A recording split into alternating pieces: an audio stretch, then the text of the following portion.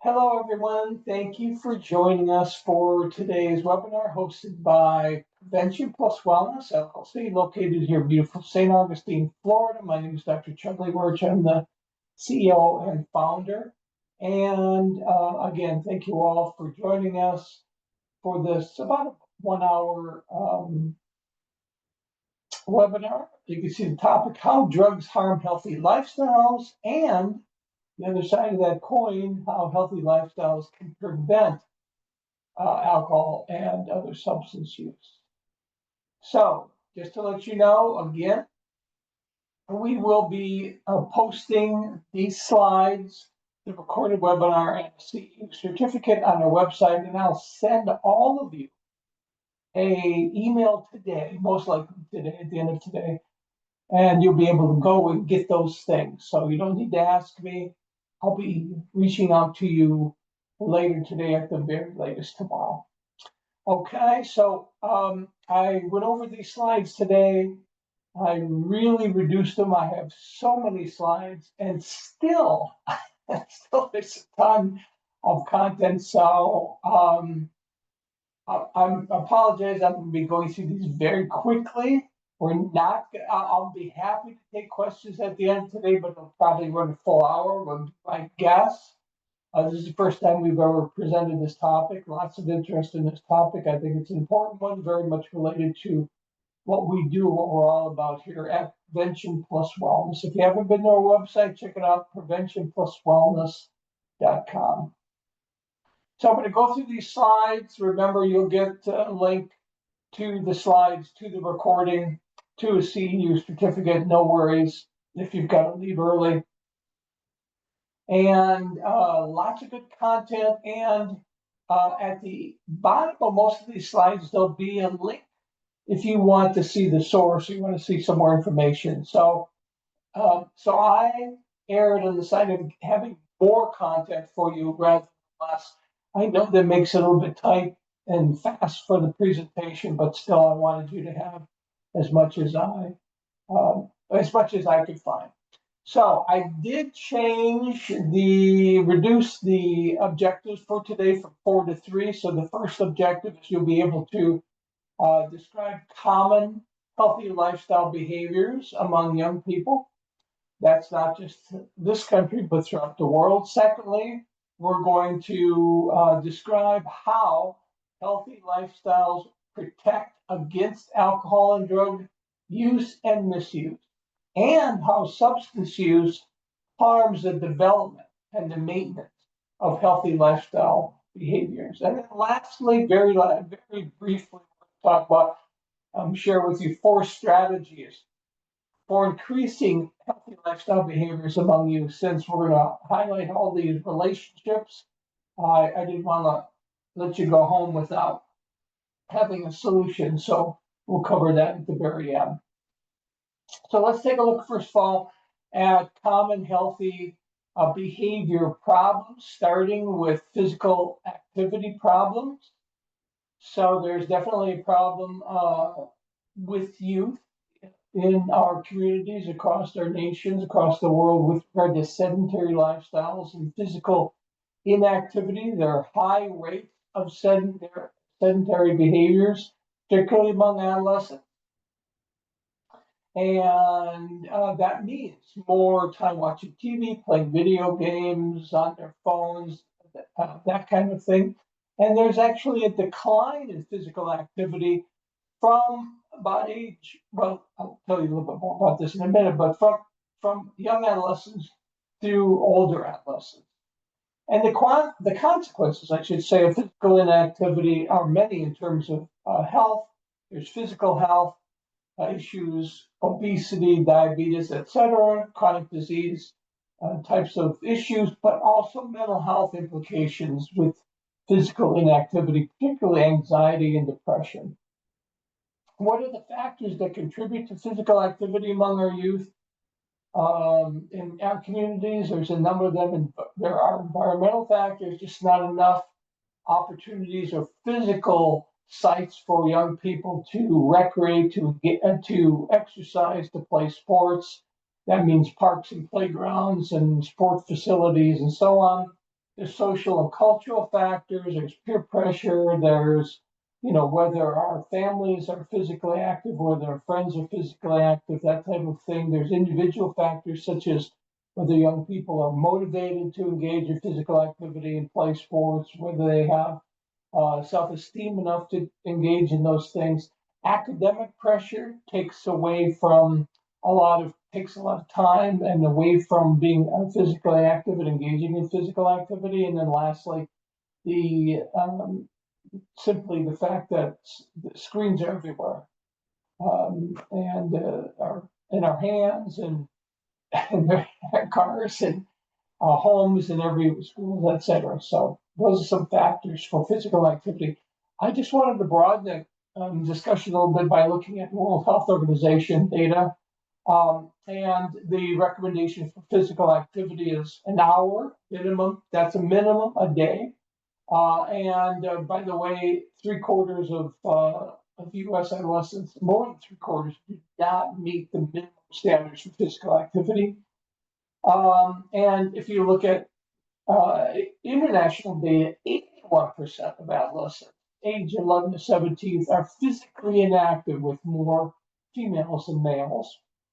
And that physical inactivity declines from age 13, where it's the highest, all the way through adolescence. And what are the causes? We mentioned already, there's a lot of causes, including coming off from a pandemic, which really increased physical inactivity or decreased physical activity. Let's take a look at common healthy eating problems. That was physical activity. Now let's look at diet. And what we have with young people is basically low diet quality and an unbalanced consumption diet. So we've got underconsumption of essential nutrients, fruits and vegetables.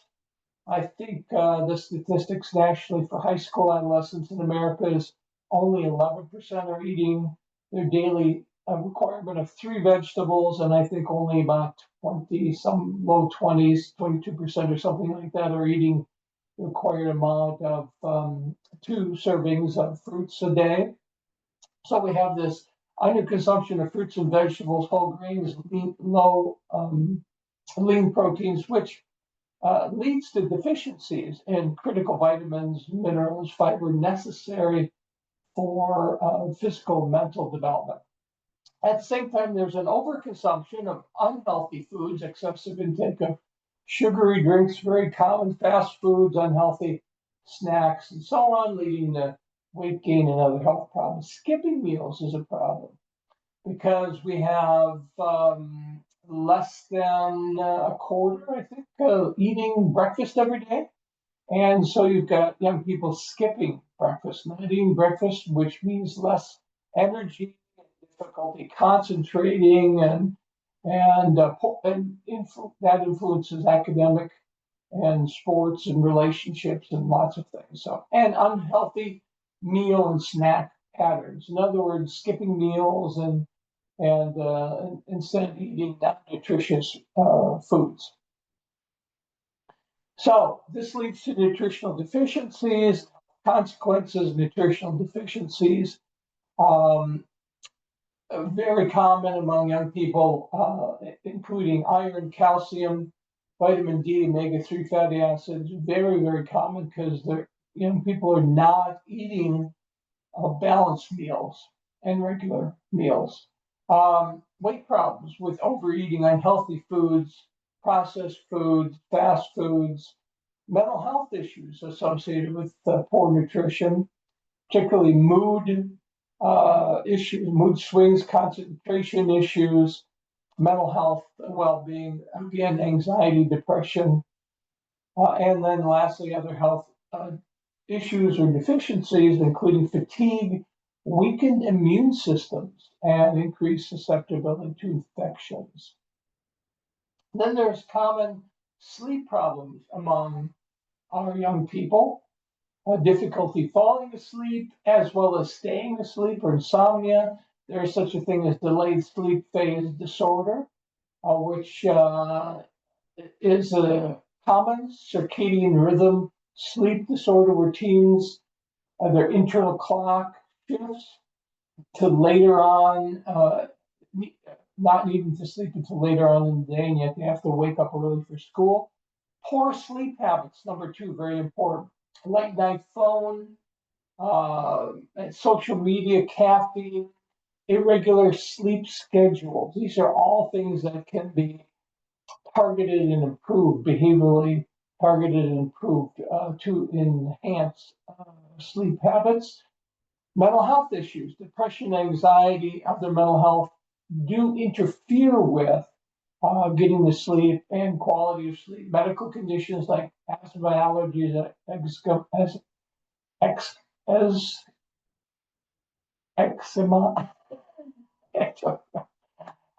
I know how to pronounce that.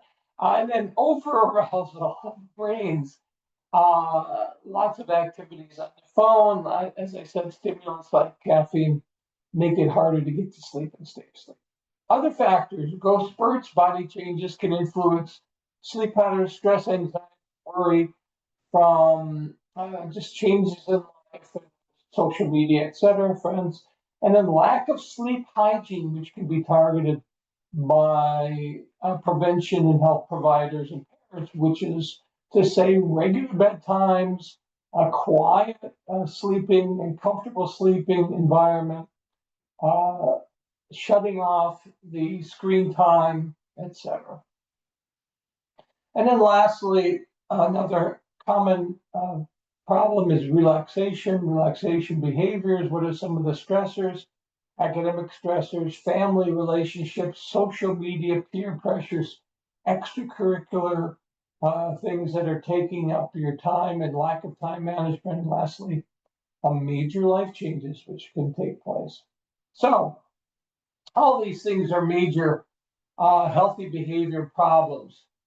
There was a great study, and I've shown this in some of our other webinars, of the clustering of healthy behaviors and unhealthy behaviors. And there have been a number of national studies, and this is a great one because it's across 89 countries, so it's an international study. And it showed that over 8 in 10 adolescents had 2 or more risk factors, and over a third had 3 or more risk factors. These risk factors include things like not just things you would expect, like risk behaviors like cigarette smoking and alcohol, but also physical inactivity, low fruit and vegetable consumption, and all these things, these risk factors and these number of risk factors, these clustering of risk factors increase from young adolescents to older adolescents. So these researchers suggested there's a tremendous need to address clusters of lifestyle risk factors within our interventions, our prevention, and our health programs. Very, very important to address clustering of health behaviors. Another way to look at this is based on this study that was published in the American Journal of Lifestyle Medicine in 2021 that showed that meeting all of these individual health behaviors is very important to preventing mental health. That means getting regular physical activity, consuming breakfast every day, not smoking, not drinking, getting 8 or more hours of sleep, all those things independently, but also as a whole. In other words, with every additional positive health behavior a youth engaged in, they lowered their odds of mental health problems. So if you met physical activity guidelines and consumed breakfast, that was a plus, and got 8 or more hours of sleep, etc., less likely to have mental health problems. So a strong relationship, not just the physical, mental health. That's why we say we believe that substance use prevention is too exclusionary. There's not that it's not important, because it is, but there's too much of a focus on individual types of substance use and risk factors, and not enough focus on protective factors that influence substance use and wellness more broadly. And so substance use prevention and early intervention, like treatment, I think substance use prevention is behind the practice of treatment, where we need to start focusing on protective health promoting behaviors that'll advance and help not just prevent substance use, but also increase mental and physical well-being, performance, and happiness of youth, families, and communities. So here we go. Let's start looking at how healthy lifestyles protect against alcohol and drug use. We'll start with physical activity. How physical activity protects against substance use. So this is the overview, and then we'll go into some more specifics. And notice again, like I said, you see at the bottom of the slide, there's a link. So you can, when I post these slides, you can click on that link and you could read more from that particular source. So, but overall, just an overview, physical activity protects against alcohol and drug use by promoting healthier lifestyle, by reducing stress, by improving mood, and by fostering positive coping mechanisms, and ultimately acting as a healthy alternative to substance use. So lots of ways physical activity helps prevent substance use. So let's take a look at them more specifically. Here's one: stress reduction and emotional regulation. So stress is a major factor, as you all know, as well as negative emotions as triggers for substance use. And exercise is a stress reliever. So, it releases endorphins, which have mood boosting and stress reducing effects. So, improved mood and well-being, regular exercise does both of those, reduces anxiety, helps combat depression, and those are linked to substance use. So research suggests that exercise can reduce the likelihood of relapse for those that are already using, but we also say it also can help decrease mood, affect disorders, increase positive mood, and help prevent the use of substance use. Physical activity is a healthy alternative to substance use and offers a more positive reward pathway. Exercise is a healthy alternative. You can engage in physical activity to provide, excuse me, I'm sorry. Exercise is a healthy alternative to substance use. So as a healthy alternative to seeking pleasure or relief from alcohol and drugs. Also, as a more positive reward pathway, exercise activates the brain's reward pathways, just like substance use does, but obviously is a more positive behavioral approach, exercises, than substance use. And then replaces unhealthy habits. So exercise can be a replacement to unhealthy or risky behaviors like substance use.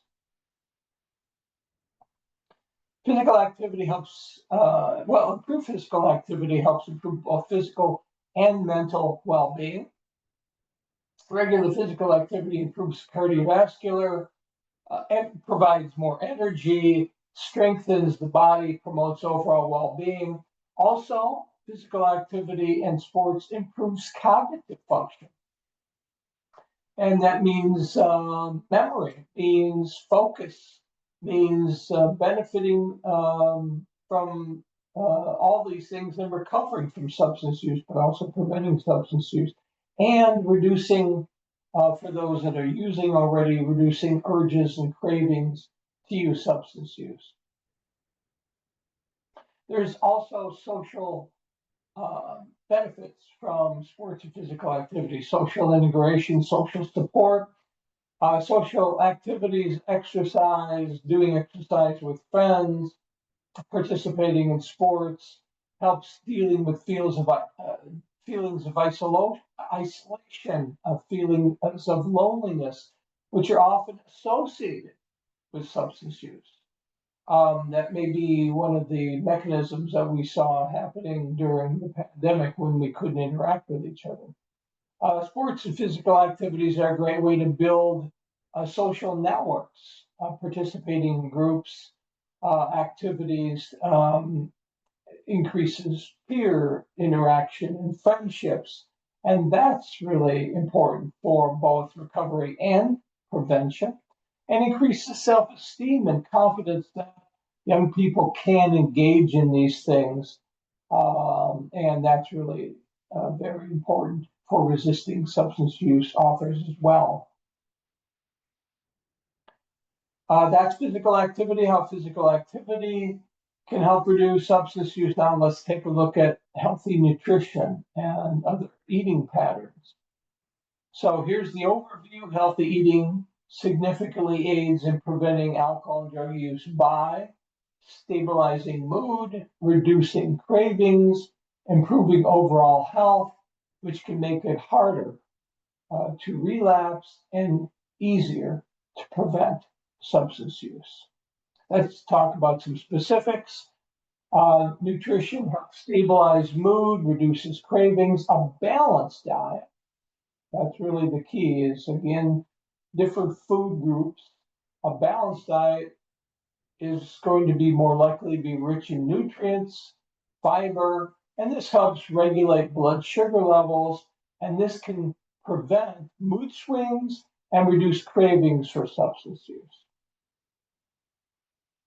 Healthy nutrition can improve mental clarity and energy. Proper nutrition boosts energy levels, improves mental clarity, and that makes it easier to focus on recovery and also makes it easier to resist offers to use substance use. Nutrition supports physical health, detoxification, and recovery. Healthy eating helps repair damage caused by substance misuse and abuse, strengthens the immune system, and that's crucial for recovery and prevention. And a balanced diet helps the body with necessary nutrients to detoxify and to recover. And I would say, from a prevention perspective in youth, helps develop the necessary physical and mental development of young people. Getting those nutrients is essential. Nutrition also helps establish, or in some cases, reestablish healthy eating habits. We see how healthy behaviors cluster. So regular balanced meals can establish or reestablish, in some cases, healthy eating habits and prevent the development of unhealthy coping mechanisms. That's nutrition. Now let's take a look at sleep, how sleep protects against substance use. Always important how these healthy behaviors, physical activity, breakfast and nutrition, sleep and stress control, relaxation help prevent substance use and prevent relapse for those that are already substance users. So sleep and substance use. The overview is this: adequate sleep protects against alcohol and drug use by improving cognitive function, impulse control, and emotional regulation, which are crucial to resisting substance abuse and maintaining recovery for those that have a substance use disorder. So let's take a look at some of the specifics. Cognitive function and decision making. Sleep deprivation impairs cognitive function, which impacts decision making and judgment, which makes individuals more vulnerable to substance use offers. Sleep is associated with improved impulse control and emotional regulation. Lack of sleep weakens impulse control. That increases the likelihood of engaging in risk behaviors like substance use to cope with the stress and the negative emotions. At the same time, sleep deprivation or lack of sleep can exacerbate mood swings and emotional instability, and this can make individuals more susceptible to turning to substance use for temporary relief, which can lead to a cycle of addiction. Stress and pain sensitivity. This is an important point. Sleep disruption can increase sensitivity to pain, which acts as a stressor, separate stressor, creating a higher likelihood of substance use to self-medicate because of the perception of pain or sensitivity, increased sensitivity to pain. So you can see these are different potential mechanisms for how sleep can be associated with substance use. In terms of relapse prevention and circadian rhythm, a good sleep quality can be a protective factor against relapse prevention for those that are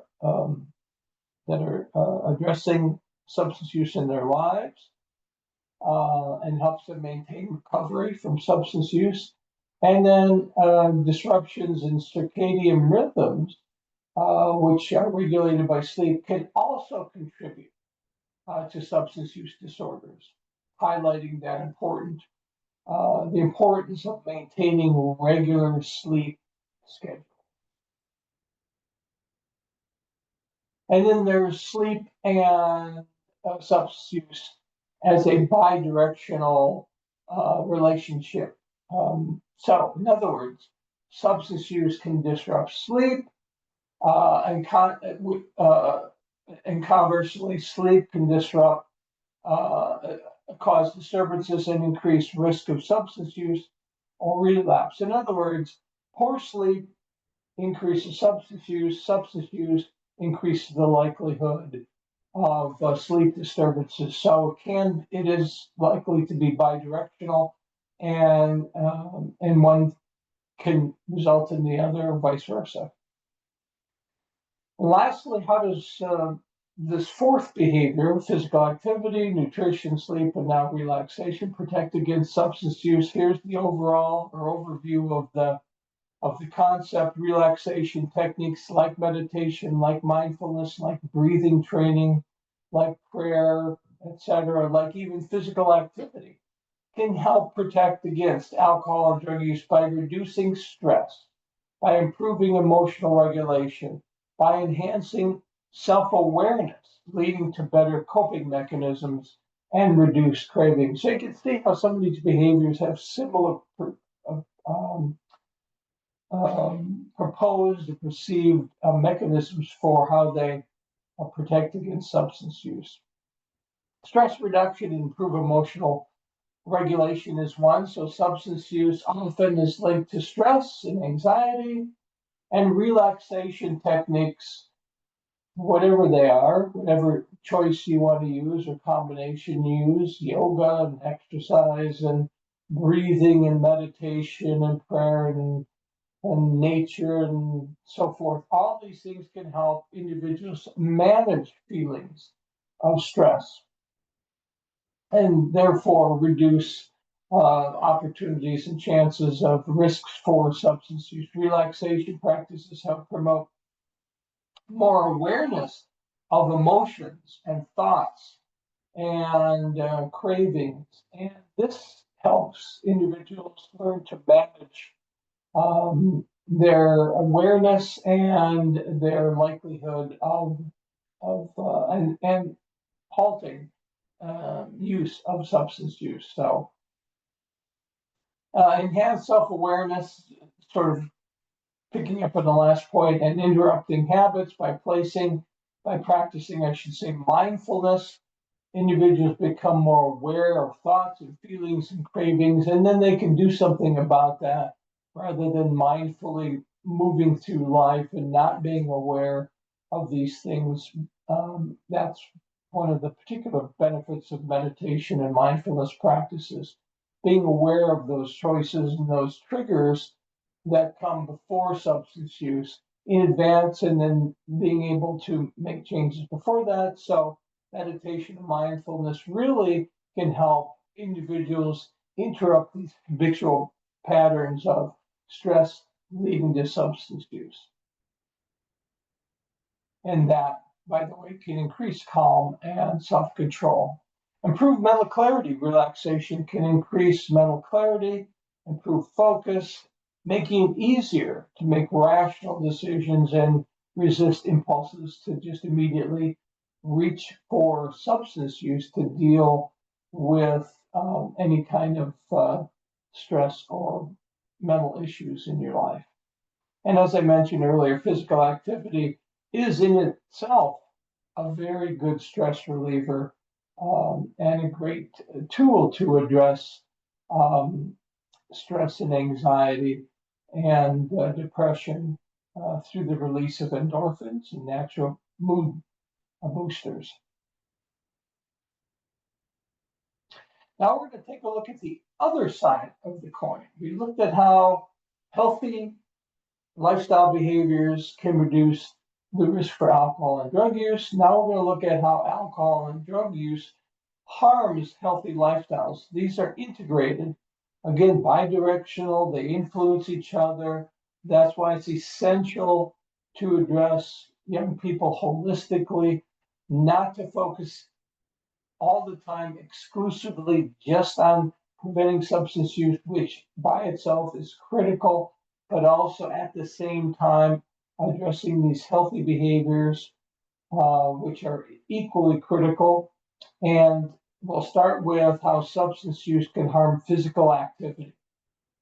So alcohol use in particular can interfere with achieving fitness goals. Alcohol impairs the body's ability to process ATP, adenosine triphosphate, ATP, which is a primary energy resource for muscles.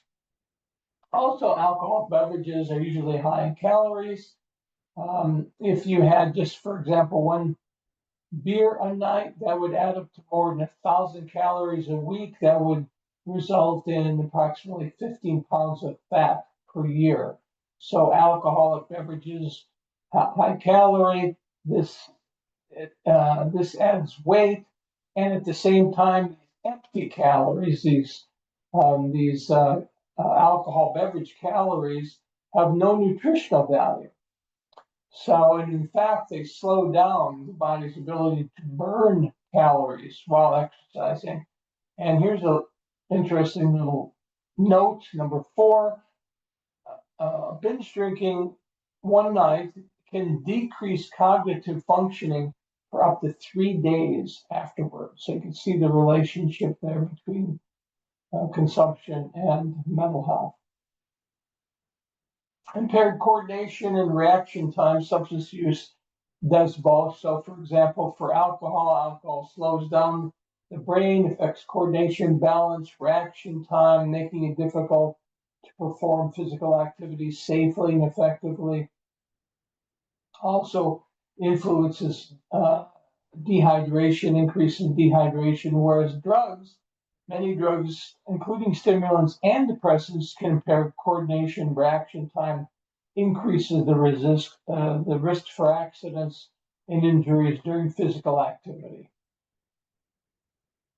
What about this injury? What are we talking about? Increased risk for injury? Well, alcohol can mask pain, reduce inhibitions, which leads individuals to push themselves beyond their limits and increase risk for injuries. The same with drugs, actually. Certain kinds of drugs can impair judgment and coordination, making it easier to sustain injuries during physical activity or movement or sports. Substance use can also reduce energy production and slow the recovery from physical activity in sports. So for alcohol, for example, alcohol disrupts the body's ability to convert food into energy, reduces carbohydrate and blood sugar levels, and contributes to dehydration, as I said earlier, all of which can negatively impact aerobic performance and recovery from exercise. Same with drugs. Stimulants, for example, can deplete energy stores, impair recovery, making it harder to perform at optimal levels during physical activity. Other health risks associated with substance use: alcohol can lead to chronic alcohol consumption, and that can lead to various health problems, liver damage, heart disease, immune system weakening, And of course, we mentioned earlier, mental health issues. Same with substance use or other drugs can cause a range of health problems, addiction, organ damage, increased risk of infections, and further impair, I should say, physical activity. So damaging of physical substance use resulting in physical outcomes or mental outcomes can also impair the ability to be physically active. How does substance use harm nutrition? Well, alcohol can damage organs, particularly alcohol can damage two main organ systems, which involve metabolism and nutrition: the liver and the pancreas. The liver removes toxins from harmful substances. The pancreas regulates blood sugar and absorption, and damage of either of these organs results in imbalances of fluids and calories and proteins and electrolytes. So you can see the relationship between alcohol in this case and an organ damage. Nutrient deficiencies are common among substance users. Chronic alcohol consumption can interfere with the absorption of essential nutrients, B1, B2, folic acid, zinc, and drug use can also lead to deficiencies of various vitamins and minerals. Substance use can also alter eating habits. Drug use can lead to changes in appetite and eating patterns, including reduced food intake, poor food choices, irregular eating habits, and that further can contribute to malnutrition. And we see this in individuals struggling with substance use disorders. There's also increased risk for infection. Substance use can lead to poor nutrition status because of the weakening immune system, and that increases risk for infection. How about some specific substance use effects? You can see suppressant of appetite, leading to weight loss and poor nutrition. What is that? Alcohol, I think. Cannabis can increase appetite, leading to overeating and weight gain. Opioids can cause constipation and weight loss. So you can see specific drugs can have specific effects on nutritional uptake and metabolism. I think lastly, body composition is important. Substance use affects nutritional status and body composition through decreased food intake, as we mentioned, altered metabolism, as we mentioned. The use of multiple drugs can also be affected, and in addition, the dysregulation of hormones, altering the mechanisms of feeling full as well as food intake. How substance use can impact sleep. Substance use, alcohol, and drug use have disruptive effects on sleep in particular, interfering with the ease of falling asleep and maintaining sleep, and altered cycling of sleep stages, both non-rapid eye movement and rapid eye movement types of sleep. In other words, the different levels of sleep. So if you take a look at alcohol, for example, you'll see that alcohol has an initial sedation effect, in other words, relaxation effect that can promote sleep at the outset, but body metabolizes it, alcohol, and then sleep becomes fragmented, and individuals may experience frequent wakenings after that initial sedation from alcohol. Alcohol also reduces REM sleep, rapid eye movement sleep, which is essential for mental restoration and memory, and also increases the potential for sleep apnea because alcohol relaxes the throat muscles. This can increase apnea or breathing issues with sleep, and And that can end up being a problem for overall health as well. Specific drug effects, amphetamines can suppress the need for sleep and lead to insomnia and difficulty falling asleep. Opioids can disrupt sleep architecture, leading to reduced rapid eye movement, sleep, and daytime fatigue, whereas cannabis may initially promote sleep, but it can also disrupt sleep stages and lead to daytime drowsiness. And in terms of long-term effects on sleep and withdrawal effects, chronic alcohol and drug use can lead to long-term sleep problems, including insomnia, apnea, as I mentioned, other sleep disorders, and withdrawal from substances like alcohol and opiates can cause severe sleep disturbances, including nightmares and insomnia. And so, what is this interplay between sleep and substance use? Poor sleep can contribute to substance use. Substance use can worsen sleep. Again, you see this bi-directional relationship between these behaviors. And lastly, substance use, how does it harm relaxation? I.e., it causes stress. So alcohol and drug use can exacerbate stress by disrupting brain chemistry, leading to negative emotions, impaired judgment, long-term health problems, potentially creating a cycle of substance use needed to cope with stress. So stress causes substance use, you use substance use to address the stress, and so it ends up becoming this cycle of worsening substance use to deal with stress and greater stress from the substance use. So you can see that drugs can initially create a false sense of relaxation and euphoria by activating the brain reward pathway, but long term, repeated use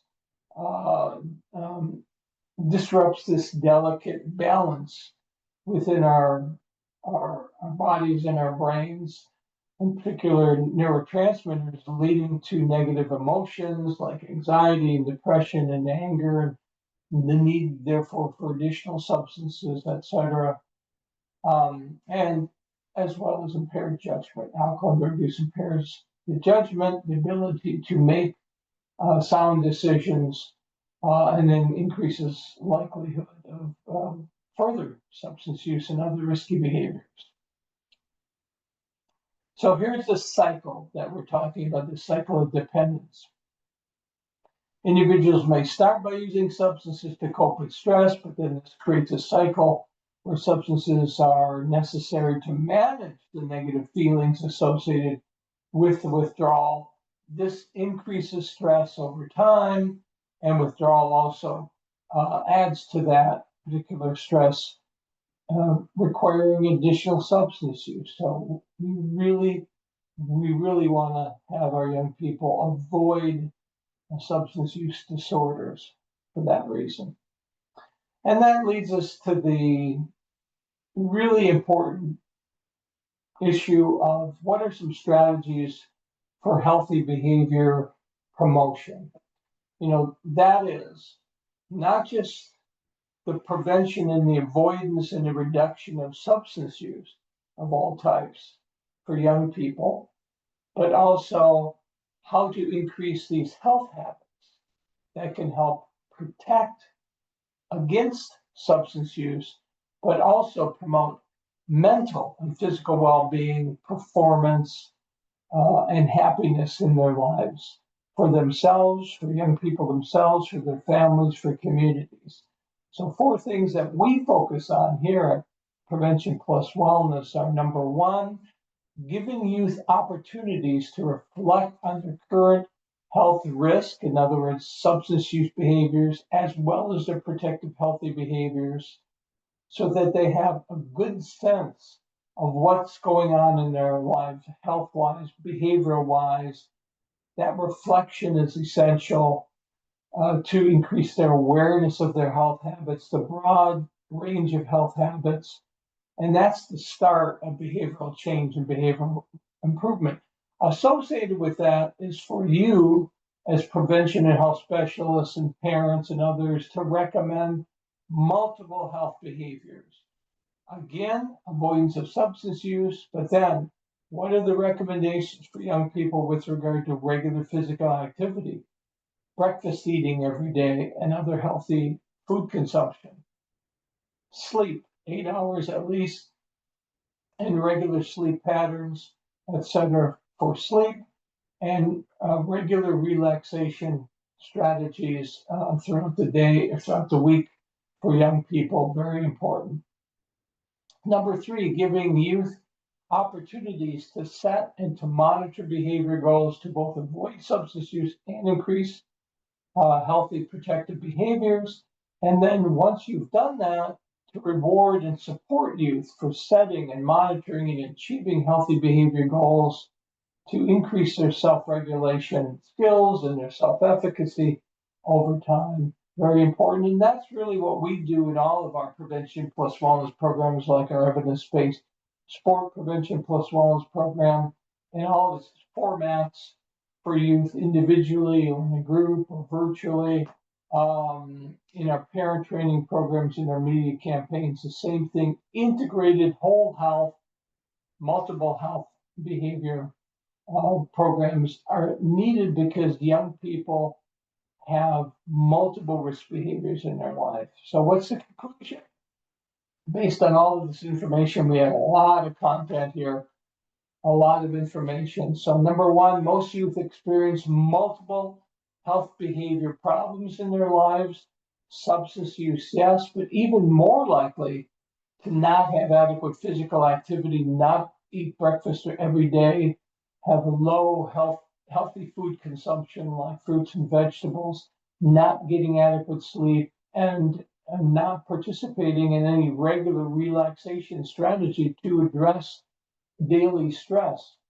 And all these behaviors are clustered, they integrate, they influence each other, they interact with each other, and therefore they need to be addressed together.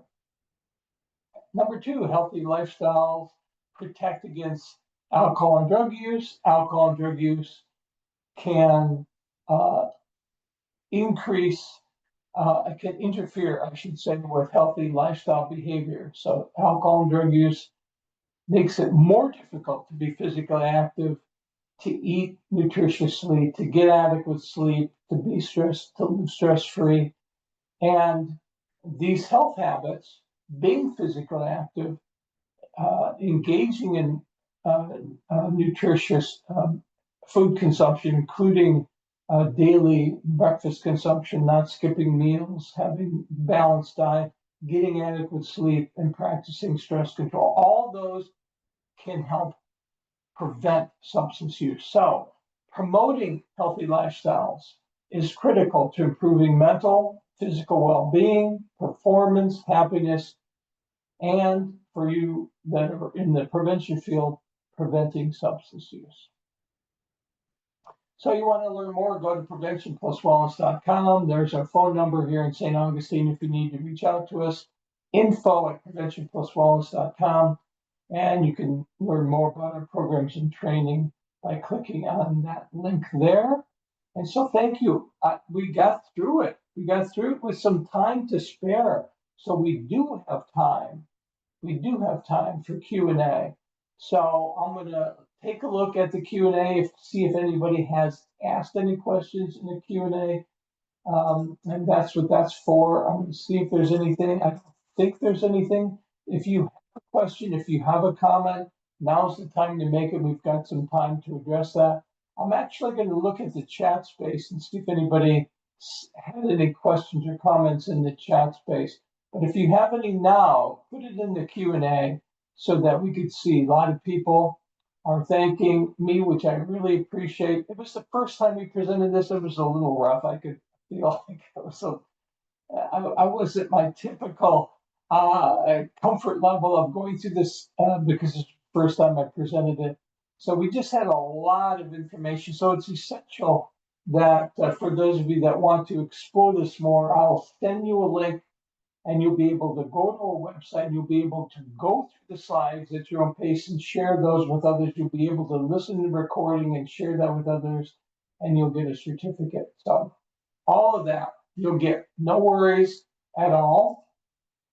So anybody have any questions, Q&A, go to that, go to your toolbar, click on Q&A, and let's see what we got here. So please discuss how we interact with your program costs, etc. Well, if you go, that's a good question. And so if you go to, Raina, thank you for that. If you go to preventionpluswellness.com, you'll be able to click on the menu. You'll be able to see our programs. You'll be able to see our training. But generally, to answer your question with regard to pricing, let's say that if you wanted to implement our evidence-based sport program for high school students, you can order a manual. That's how it's sold. It's per implementer per teacher. So you buy a manual. The manual is about $600. You can get the online self-paced program implementer training for about $250. And so at that point, you could take your manual and you could implement it to any number of high school adolescents for as long as you want. So it's a one-time purchase. You don't have to come back because the manual comes with a digital download of the slides and all the reproducible materials to implement this whole health program. And we have different programs. We have sport, which addresses alcohol and drugs, primarily alcohol. We have a marijuana, PPW, Prevention Plus Wellness program, vaping, which is e-cigarettes, very popular, opioid program. We have some multi-session programs. Those are all one session, so you can get in the busy school settings, but we also have multi-session programs. And we have, like I said, parent programs, parent training programs, and media campaigns. We also just launched a brand new sport program, high school version, online, completely online. So you can literally be in a group of kids and have them pull up their the online program and help them walk through that. Highly interactive, that online program. Lot videos and activities are built within that. So we're thinking that that's going to be very popular, and we'll probably be moving toward more online programs. So you could implement those in a classroom or a group or in a team. You just have to have everybody have a device, and that's highly interactive. Or you could just send out the link, even easier. Send out the link to young people, have them register and take the course. And so this opens it up for presentation, taking these online programs in any particular setting, juvenile justice, school diversion, again, any kind of a classroom or team or after school. So that's how we offer our programs. Lots of flexibility, lots of options, because we want you to have full public health reach. We want you to reach all youth with this integrated screening, feedback, goal setting strategy to address multiple health behaviors. So hopefully I answered your question, but take a look at our website. You'll be able to see pricing. There's even under the youth program, I think we have a price list, so you can see all of our pricing right off the bat. Is there a printout of the information presented here today? You'll be, Connie, I'll be sending you a link to the slide, so you'll be able to see that. $250 per person, or for the entire team. For training, it's $250 per person, but we work with you and your budget. So you let us know how many people you have, what you want to accomplish, what your budget looks like. We'll give you the best price so that we can adjust that. So we can make sure that you get the most for what you need and get the closest to accomplishing your goal for implementing Prevention Plus Wellness programs in your communities. Okay, those are all great questions. Anything else? I'm going to check one more time the chat. See if anybody had any questions or comments in chat. I don't see any, just a lot of very kind people saying thank you. It was a wonderful opportunity to share with you thank you all for, God bless you all for the work that you do with youth, with families in your communities. It's an honor for me to share this with you. If we can partner with you in some way to promote the overall health of the youth or young adults in your areas, please let me know. Go to our website, preventionpluswellness.com. And again, remember, I will be sending you a link to everything you need from today's session. So you don't need to reach out to me. You don't need to contact me. I'll contact you. But if you do have questions, feel free to ask me. Our email address, there it is right there, is info@preventionpluswellness.com. Okay, checking one more time. Last time, the Q&A. Nothing new there. All right, so I think that's it. If you do have anything you do want to ask me any questions, you can just send them to me at info@preventionpluswellness.com. Let me know if you want to see a sample of any of our programs, both the manuals, the online programs. We're releasing that for review. If you want to see anything of ours, let me know. But do check it out on our website, preventionpluswellness.com. Thank you all for joining us. Have a great rest of your day. I appreciate it so much. And thanks again. You'll be hearing back from me soon. Bye bye, everyone.